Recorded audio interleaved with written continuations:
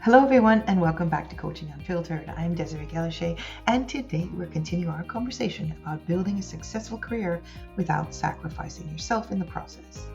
In our last episode, we explored why high performers often burn out while others seem to move ahead. We talked about the dangers of carrying too much, saying yes to everything, and measuring our value by how much we can endure.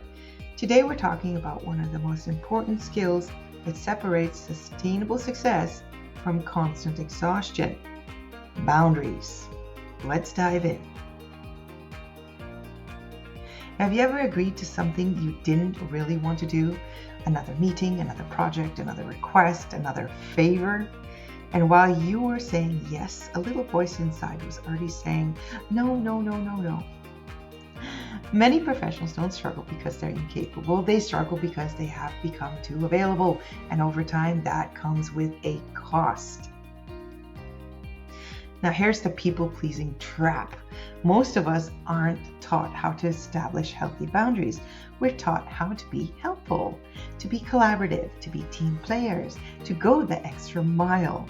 Those are all very valuable qualities until they become your default response to everything, because eventually every yes becomes a commitment.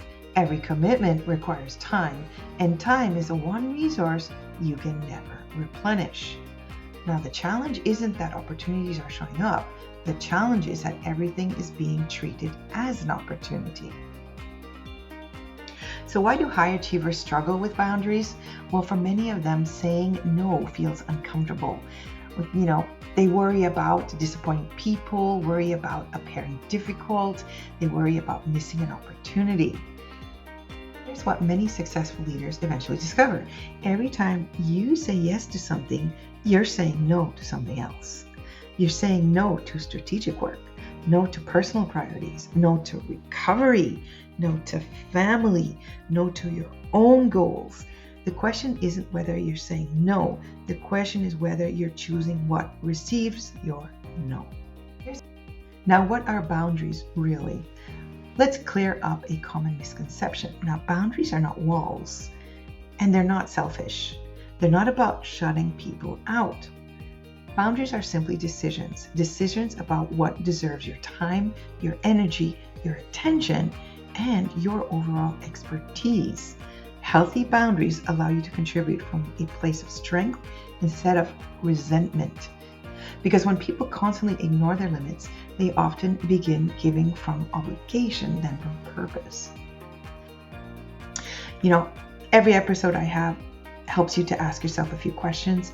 Here's 3 that you should consider the next time you're asked to take something on. 1, does this align with my priorities? 2, am I the right person to do this? 3, what will I need to give up in order to say yes to this?